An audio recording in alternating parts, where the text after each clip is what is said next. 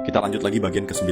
Setelah keributan yang terjadi di rumah itu, suami mengajak istrinya pergi ke kantor properti rumah.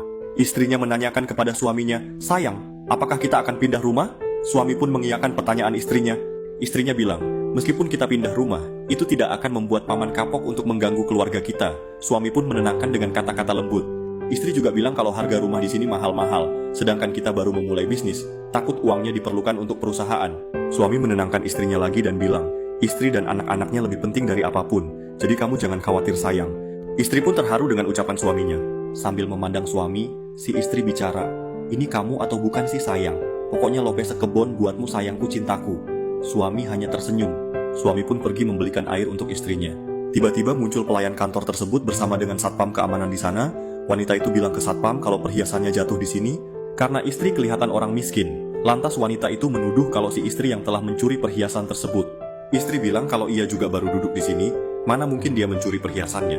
Wanita itu menyuruh satpam keamanan menggeledah baju istri tersebut. Istri tidak mau untuk digeledah. Untung suami datang tepat waktu. Istri bilang kalau mereka telah menuduhnya sebagai pencuri, dan si suami pun tidak terima kalau istrinya dituduh mencuri. Lalu si suami memarahi pelayan tersebut. Pelayan itu bilang kalau mereka berpenampilan miskin, tidak pantas berada di tempat ini, lagian membeli rumah di sini, satu unitnya $20.000, mereka takkan sanggup membelinya. Lalu si suami langsung menelpon temannya untuk membawakan uang $200.000. Temannya pun datang membawa uang $200.000, dan pria itu melemparkan uang tersebut di hadapan wanita itu, dan suami bilang kalau dia bisa membeli 10 rumah di sini. Bos properti pun datang dengan wajah songong, lalu wanita itu meminta agar dia membelanya. Alih-alih membela wanita itu, si bos properti malah memuji pria itu karena orang lain belum tentu bisa membeli banyak rumah di sini. Akhirnya wanita itu dipecat oleh bos properti tersebut.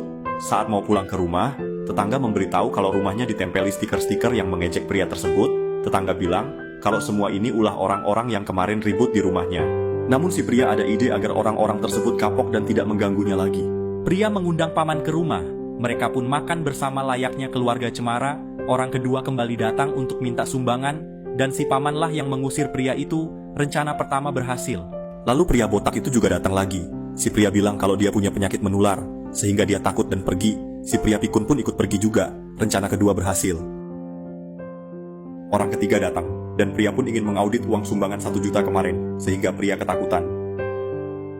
Setelah mengusir orang pertama, paman pun kembali lagi ke rumah pria tersebut. Dan si pria mengeluarkan surat perjanjian kerjasama.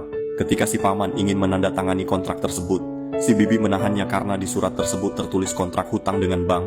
Si paman marah karena pria mau membohonginya. Si pria pura-pura bilang ke si paman kalau perusahaannya hasil pinjaman ke bank senilai $5 juta, kalau mau